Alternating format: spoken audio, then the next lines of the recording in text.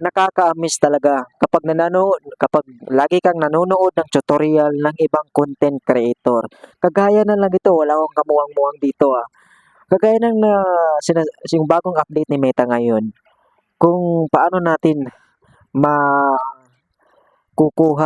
yung ads on Reels. So ngayon, excited na talaga ako makipag-upload ng mga video ngayon, makipag-engage sa mga kapwa ko creator. So ginagawa ko lang, uma-upload ako araw-araw ng mga video. So pagkatapos nun, kapag dumating na 3 araw, so ang mga video na i-upload ko, ay i-invite ko yun. Mag-add ako ng mga friends ko, i-invite ko yun. Pagkatapos, papasok siya sa ads on Reels. So ganun lang kasimple yun. Ganun lang kadali makuha ang ads on Reels. So invite lang ng invite. So ano pang ginagawa mo? Huwag kang tamarin. Lahat tayo dumadaan sa hirap.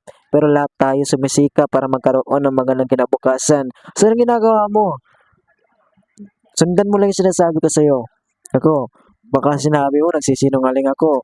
Na, mag-ads. Ma-research mo yun sa social media. Paano nga ba makukuha ang ads on Reels? Sa invite ba? Or sa kung anong mang bagay? Doon, makikita mo